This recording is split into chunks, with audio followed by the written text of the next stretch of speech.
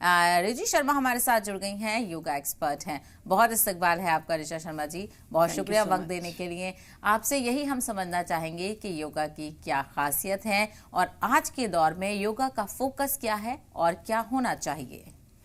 11वें अंतर्राष्ट्रीय योग दिवस की बहुत बहुत शुभकामनाएं सेवा। सबसे पहले तो मैं ये कहूँगी कि yoga is a complete holistic science. The focus of yoga is on health, happiness and peace and harmony. We know that yoga is becoming very famous as a therapy, एक थेरेपी की तरह बहुत फेमस हो गई है ना।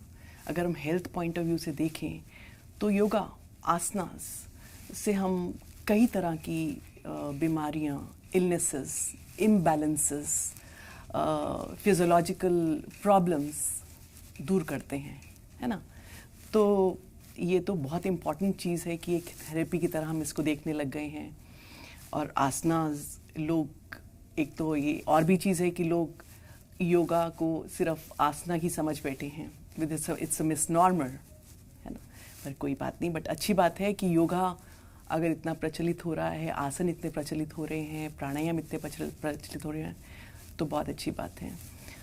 तो हमारे 3 एस्पेक्ट्स हैं योगा के। एक है प्रमोटिव। आपने पूछा कि क्या योगा का क्या फोकस है और क्या है एस्पेक्ट्स हैं। तो 3 aspects are there of yoga. One is promotive, second is preventive, third is curative.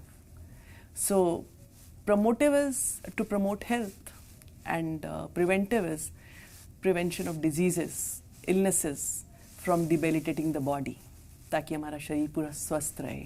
और तीसरा है क्यूरेटिव, क्योर। अब सिर्फ क्योर पर ही हम लोग इतना फोकस नहीं करेंगे, हम प्रमोटिव एस्पेक्ट पर ज़्यादा फोकस करेंगे। अगर हम योगा को एक लाइफस्टाइल की तरह यूज़ करें, अपनी रोज़मर्रा की लाइफ में एक रूटीन की तरह शामिल करें इसको, तो हम अपनी काफ़ी सारी चीज़ों को ठीक कर सकते हैं। जैसे रोज़ हम लोग we brush our teeth in the morning, है ना। It has become part of our lifestyle, it is a routine. In same manner, if we include yoga into our lifestyle, you will have better digestion, better circulation of blood, better immunity, better you can say you will be able to handle all the agitations, nervous agitations from the mind, which is very important. बिल्कुल, यकीनी तौर पर आपने बहुत सही example दिया, क्योंकि हम जब सुबह उठते हैं तो हमें पता होता है कि हमारा फर्स्ट स्टेप क्या होगा, कि हमें अपने टीथ को ब्रश करना है। उसी तरह से अगर ये भी रूटीन बन जाए तो बात ही कुछ होगी।